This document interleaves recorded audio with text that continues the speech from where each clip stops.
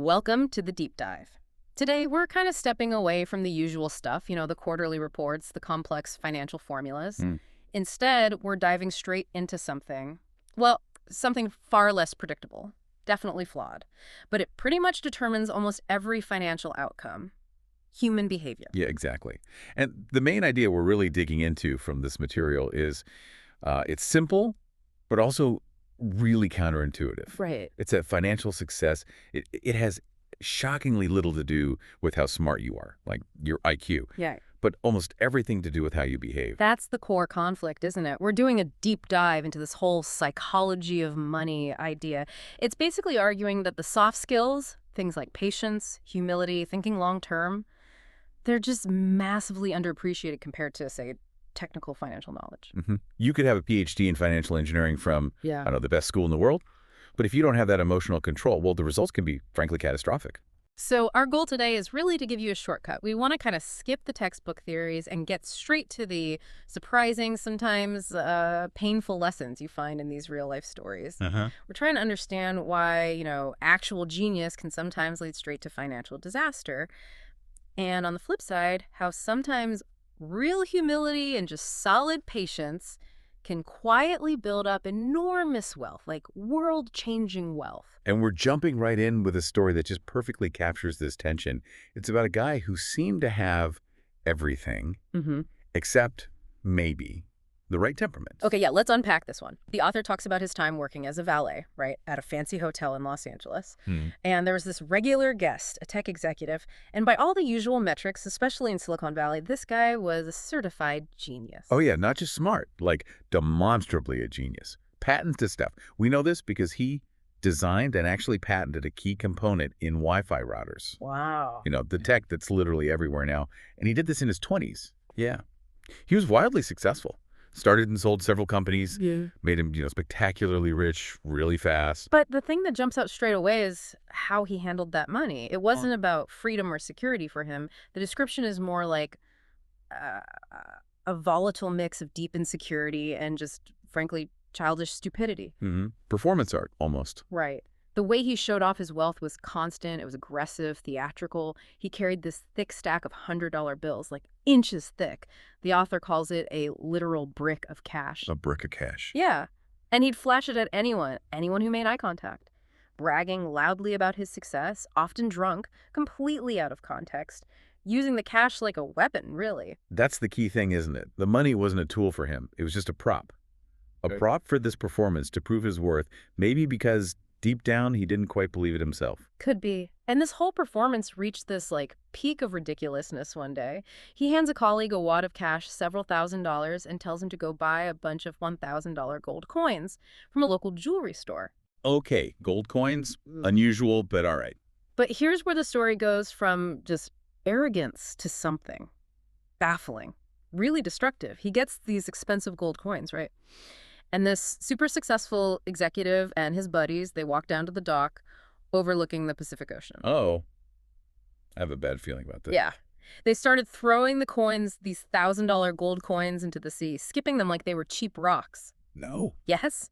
Apparently laughing, arguing about whose coin went furthest. Doing it, they said, just for fun. Just for fun. Yeah. Skipping $1,000 coins. Wow. What possesses someone to do that? To actively destroy wealth, like tangible, expensive wealth, just for a quick thrill. It's hard to understand. It wasn't about enjoying the money, clearly. It felt more like proving he was so powerful, so successful, that the basic rules of value, maybe even gravity, just didn't apply to him. Like he was above it all. Exactly. And that contempt for value, it showed up again just days later. He accidentally shattered a $500 lamp in the hotel restaurant. Accidents happen. Sure, but when the manager came over, politely told him about the damage, the executive just exploded. Pure fury. Pulls out that brick of cash again and says, incredulously, "You want $500. Oh, boy. Here we go again. Yeah. And what he did next was just pure financial dominance and contempt. He peels off $5,000 in cash, 10 times the cost of the lamp. 10 times. Hands it to the manager and says, "Here's $5,000, now get out of my face." and don't ever insult me like that again. Wow. So that $5,000 wasn't about the lamp at all. Not at all. It was a performance, a violent theatrical show to humiliate the manager publicly. It's unbelievable. You'd think a mind that brilliant, inventing key Wi-Fi tech could manage his money well enough to keep that kind of wealth. You'd think so. But the answer, as the author found out years later, was a very quick, very definite no. Despite the genius, despite the early success, the executive went broke. Not long, the author says, after these kinds of incidents. And that's the immediate lesson, isn't it, for you listening? Yeah. Technical smarts, sure, they can generate amazing income short term. But emotional control, that humility to respect money, the ability to manage your ego, that's what actually determines if you keep it. A genius who loses control of their emotions, often just a financial disaster waiting to happen. Right. And that catastrophic failure of the genius executive, it's actually the perfect lead-in to our next section because it sets up this ultimate comparison that really proves the point. We're contrasting two people whose lives just perfectly highlight this behavioral gap in finance.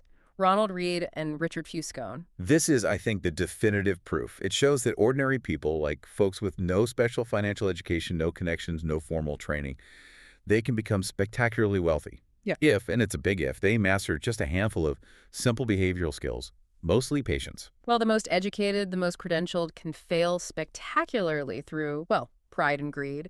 Exactly. Yeah. So let's start with case study A, Ronald Read, the patient janitor. He passed away in 2014, aged 92. And the reason he suddenly made international headlines was just the sheer baffling size of his net worth. Yeah, you couldn't make up a humbler background, could you? Born in rural Vermont, first in his family to graduate high school, which itself was a huge effort. He had to hitchhike to campus every single day. Wow. Hitchhiked to high school. Yeah. His life was just the definition of simple. Wow. Frugal. And his career, it involved two totally unglamorous, pretty low-paying jobs.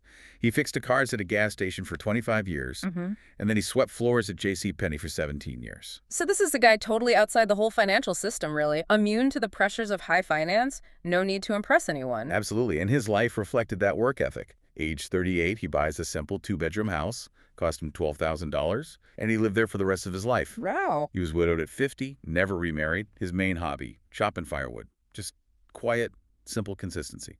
Okay, so why the international fame when he died? Because of this incredible, almost hidden financial success. Over 2.8 million Americans died that year, 2014. Read was one of fewer than 4,000 of them, with a net worth over $8 million. An $8 million fortune, built by a janitor. People were just baffled, right? Yeah. How inheritance, lottery win. Yeah, what was the secret? And the author documented the simple, almost stunning truth. There was no secret. No lottery, no inheritance. Read just saved what little he could, invested it consistently in blue-chip stocks, stable, reliable companies. Okay. And then, this is the crucial part, he did nothing. He just waited for decades. Decades on end, letting those tiny regular savings compound grow exponentially into more than $8 million. Patience and time, that was the magic formula. Seems like it. And his legacy kind of reinforces his character, too. He left $2 million to his stepkids and then donated over $6 million to his local hospital and library. Wow. Quiet generosity funded by decades of just behavioral discipline. Incredible. Okay, now let's pivot. Directly to case study B, Richard Fuscone, the educated failure. The polar opposite of Read. Everything Read wasn't.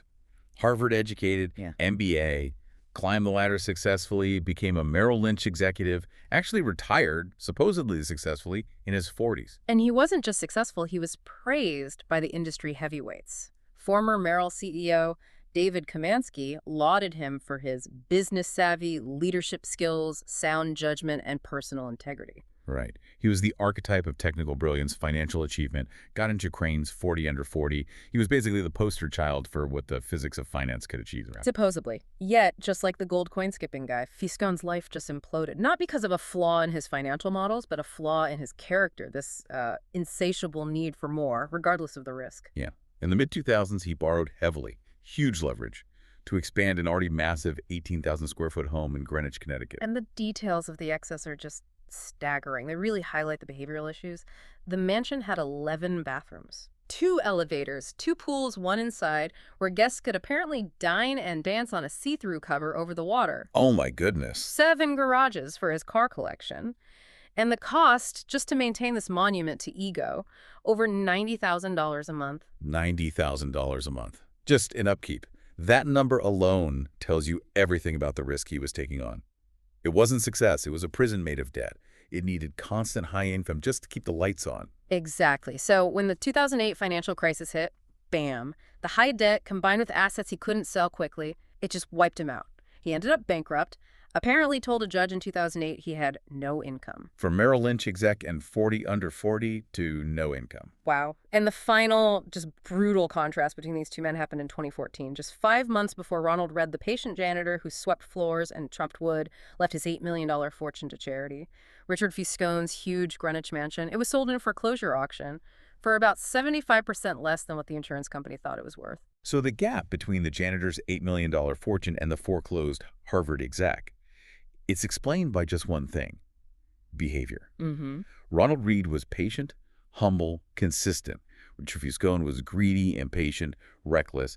And that single behavioral difference just completely wiped out the massive gap in education, intelligence, experience between them. That's our baseline, right? The difference wasn't the formulas, wasn't the degrees. It was discipline. Temperament. Yeah, and that astonishing conclusion, it brings us right to section 2, this soft skill paradox. Because, let's be honest, the story of Read versus Fuscone, that shouldn't really happen in any other field we can think of, right? Really, no. And this is what drives that central argument. Financial success isn't a hard science like physics. It's a soft skill, where how you behave is just exponentially more important than what you know. It's fascinating how unique this is to finance and investing. We really have to pause and ask you, the listener, in what other highly competitive field does someone with no college degree, no training, no background, zero connections, massively outperform someone with the best education, the best training, and the most powerful connections? I mean, it's genuinely hard to even imagine in a field governed by fixed laws. Exactly. It's impossible to picture Ronald Read, the janitor, stepping in and outperforming a Harvard-trained surgeon doing a heart transplant. No way. Or we're never going to tell the story of a gas station attendant who, just through sheer willpower and a simple strategy, designed a better nuclear reactor than the world's top engineers. Right. Those fields rely on the hard precision of physics, biology, math. You can't just behave your way into a successful surgery. You need actual knowledge, precise skills. But the financial world, it's different. It really reflects human psychology more than anything. Yeah. The fact that these stories, the Reads and the Fuscones, happen again and again in investing, it forces us to talk about luck, doesn't it? Couldn't we argue Ronald Read was just lucky? He invested during that huge post-World War II American economic boom. What if he'd been born earlier, invested right before the Great Depression? His patience might have ruined him then. Doesn't luck still play a massive role, maybe even bigger than behavior? That's a really important question, and it helps us define what good behavioral finance actually is. Look, luck is undeniably a factor. The source material absolutely acknowledges that. It's independent of intelligence, independent of effort. Things happen. Okay. But behavior is how you manage risk, including the risk of bad luck. Read's success wasn't just raw patience. It was risk management through behavior. By consistently investing small amounts, diversifying into blue-chip stocks over 50 years, he built resilience. He ensured that even if he faced a major downturn like 2008, his incredibly long time horizon and his diversification would absorb the shock. Okay, so the patient investor, through their actions, through their behavior, they build a defense against bad luck, they spread their bets, let time smooth up the short-term craziness. Precisely. Fuscone, on the other hand, he behaved aggressively. He concentrated his risk into massive debt, tied to one single illiquid asset, that giant house. He basically amplified his exposure to bad luck, hitting him hard. Right. So the core difference isn't really the knowledge they had. It's understanding that financial success is fundamentally a soft skill. It's about psychology, not physics. And this skill is just hugely underappreciated and undertaught. And that neglect, that failure to teach the behavioral side, leads us right into section 3. The flawed framework. Because historically, finance is just overwhelmingly taught as a math-based field, treated exactly like physics. The core assumption in traditional finance, what they teach in MBA programs, is basically you plug data into a rational formula, the formula spits out the perfect instruction for maximum gain, and you, the rational human, just automatically do what it says. And we see this finance as physics approach everywhere, don't we? Personal finance advice tells you, have a 6-month emergency fund, save 10% of your salary, diversify using these specific percentages. All right, very prescriptive. In companies, CFOs calculate the exact weighted average cost of capital, expecting that number alone to dictate borrowing decisions. Academics build models like utility maximization or risk parity, assuming that any decision that doesn't fit the curve is just some irrational blip. And look, these rules aren't necessarily wrong in a vacuum. Mathematically, they're sound guidelines. Yeah. If you assume perfect information and perfectly rational actors. Big if. Huge if, because the limitation is profound. Knowing what you should do tells you absolutely nothing about what actually happens inside your head when you try to do it. Yeah. Try holding onto your stocks when every news channel says the world is ending and your portfolio is down 40%. The math says hold or even buy more. Your gut, your mind is screaming, panic, sell, preserve what's left. And if we zoom out and look at collective progress, the lack of improvement in finance is really stark compared to other fields. Think about it. Over history, through trial and error, we got better at farming, we became skilled plumbers, advanced chemists, we've made consistent, measurable progress in almost every hard field. But then you look at the money industry. Finance has sucked up some of the absolute smartest minds from the best universities for decades now. The source mentions financial engineering being a huge major at places like Princeton.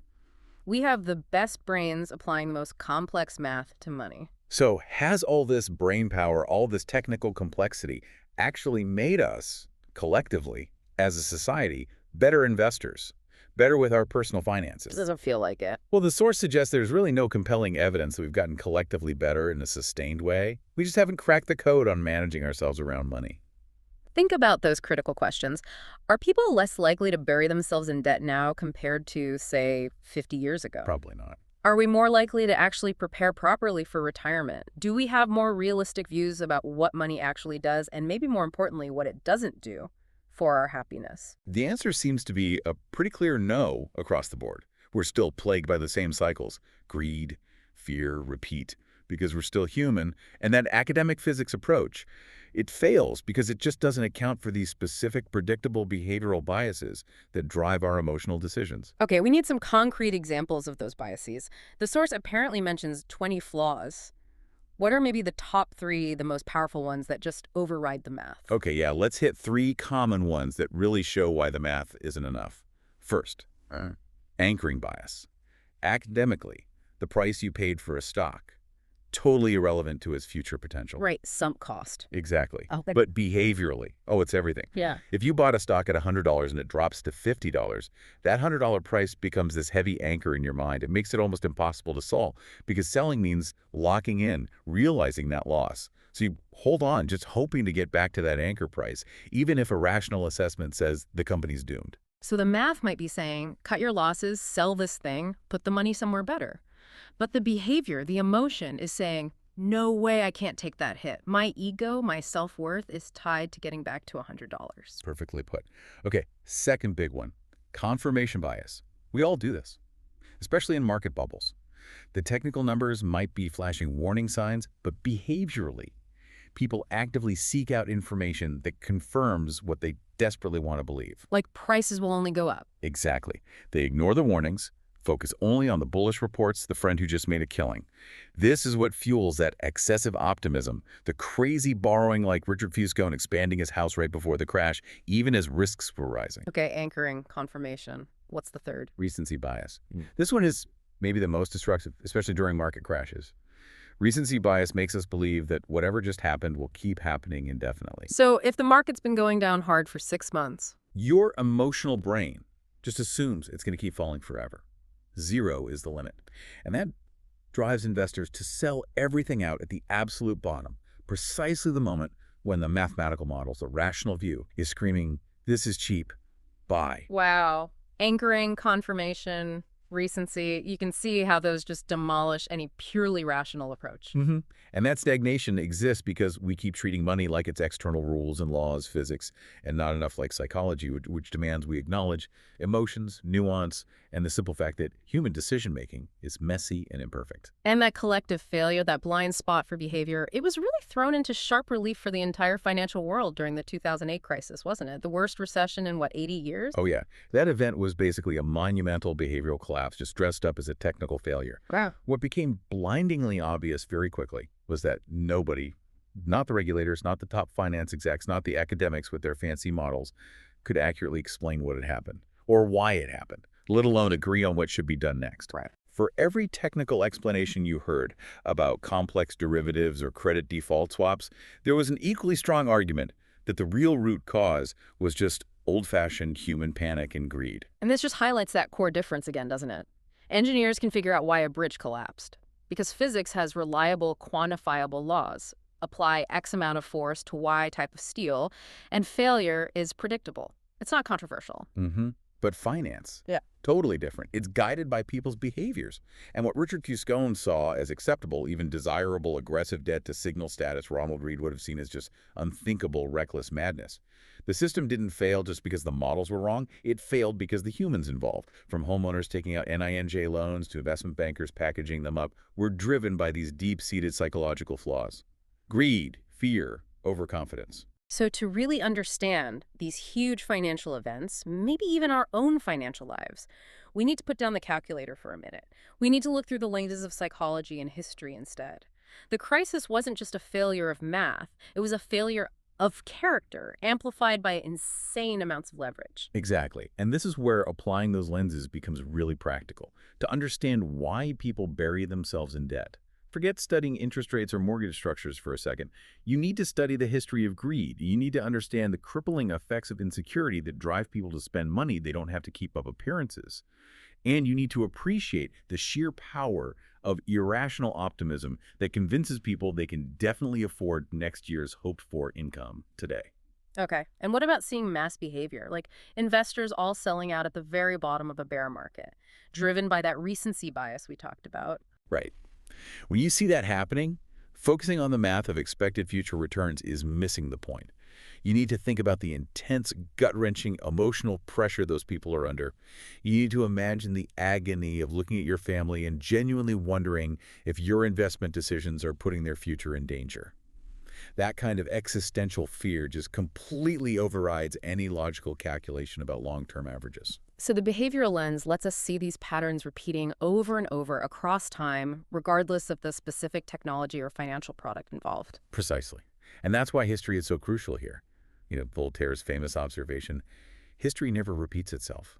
Man always does. Yeah. It applies perfectly to how we behave with money. Our core behavioral flaws, our biases, they're remarkably consistent across centuries. We make the same fundamental mistakes, whether we're, skipping gold coins into the ocean in the 2000s or getting caught up in the Dutch tulip mania in the 1600s, or betting the farm on some new crypto craze today. And the framework we've been discussing today, it's based on this broader analysis, right? Detailing like 20 of the most important flaws, biases, causes of bad behavior that mess people up when they deal with money. It's a structure built on understanding that repeatable human element, the psychology that almost always wins out over the rational spreadsheet in moments of stress or euphoria.